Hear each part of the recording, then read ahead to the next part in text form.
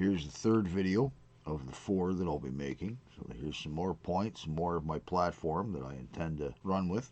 And we'll just get things started off. With the opening of the Northwest Passage and icebreakers being in the area of Hudson Bay, we could open up Churchill, Manitoba a little bit and put pipelines from Fort McMurray, Alberta into Churchill, Manitoba.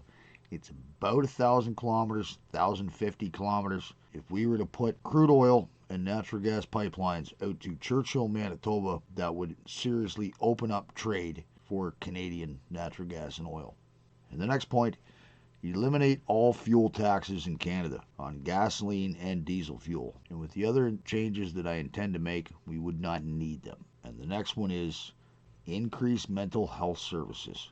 If somebody has an addictive personality and they put it toward running or a hobby, they can end up starting a business out of it and they can succeed with it. They can also get themselves into drugs and alcohol to try to bury something that happened during their childhood or something traumatic that happened later on in life. Your brain controls everything that happens to your body. So if you are stressed, you are going to get sick. Your immune system doesn't work as well as it should.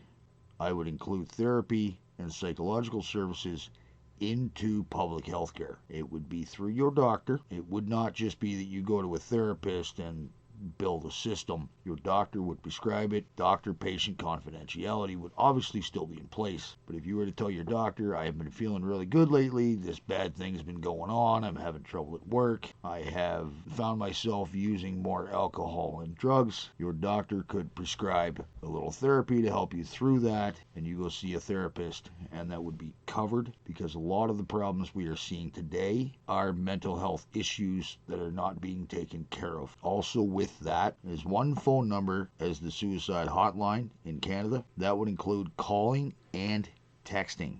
The next point, lengthen sentences for violent offenders. That would include a minimum for sex offenders to 10 years on a first offense, conviction, not charges. Institute mandatory minimum sentence for all violent crimes, and a second offense is life without parole. When it comes to the sexual abuse of minors, we all know that those people, most of the time, and we've all seen it, they may spend a very short period of time in jail. They are let out into the community, and they always reoffend. If they're removed from society after a second offense, or even the fear of being completely removed from society, may give them a second thought about committing that crime. And a very important one that we now have at the forefront of our news, we need to make some serious changes to our drug policies. The way I would go about it is life for the manufacturers. When they break down the door, whoever's standing inside of that lab is going to jail for life. That's the minimum. That's what it is. You're not getting yourself out of it. Minimum sentences for dealers. Now, that does not mean life, but they will serve a minimum sentence. And as for just users, you're not dealing it, you're not making it. No questions asked. You can dial 911, get a ride to the hospital where you will be taken care of and rehabilitated. No cost to you, no questions asked.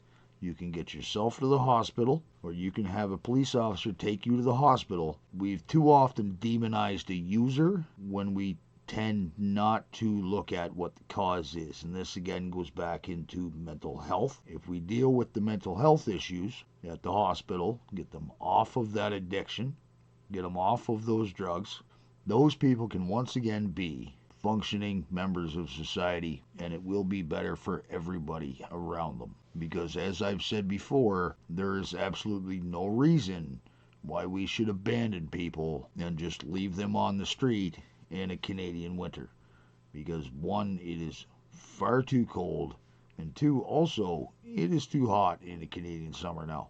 The last point for this video, I would eliminate daylight savings across Canada. Once it comes to summer, we would just leave it as it is, and that would be the way it is all year round. It would not bother trade or schedules in any way. There used to be a point to it to keep the train schedule going, but now there's no need of it. And there would no longer be any negative effects from eliminating daylight savings. So there's a few more points. I have one more video to go. Have a good one, everybody.